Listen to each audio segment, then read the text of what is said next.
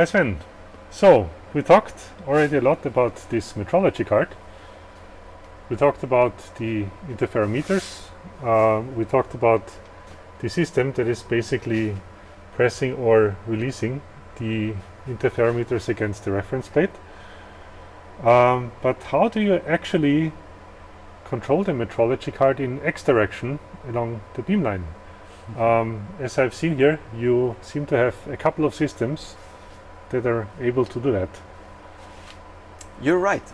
So in general, we drive this metrology card with a large stepper motor which is mounted on top, and which is then basically mounted to this energy chain which lies on top of the Selene guide carrier and allows us to drive the complete range of those roughly 7 meters. Then as a little add-on to this drive here, we have identified that thermal load on this metrology system really disturbs our measurement. Therefore, you can find a thin peak sheet here between this aluminium holder and the copper piece on top. So that's basically our thermal isolator. And then additionally we have connected the motor to this basically copper flange, which can take some of the heat load of the motor, and then we disperse the heat over time through the cables that the motor is connected to with the outside world. And we identified during testing that for normal metrology operations, this heat transfer away through the cables is sufficient for us not to significantly disturb the metrology precision. On top of that, you can see some cables here at the bottom of the carrier.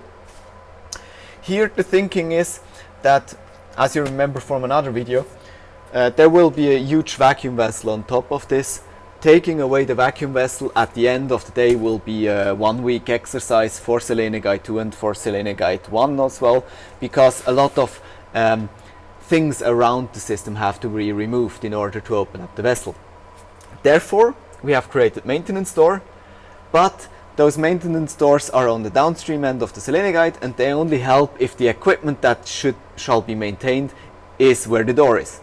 So therefore we have implemented those cables. We have designed, we have implemented couplings that separate the motor from the transmission, basically from this tooth wheel when the power is off.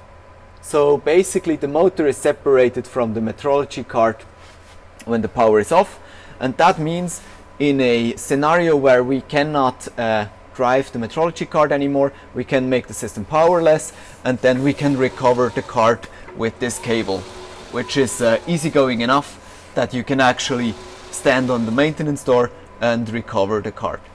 Same system we also have for the robot, but you will see that in another video. All right. Thanks a lot, Sven. You're welcome.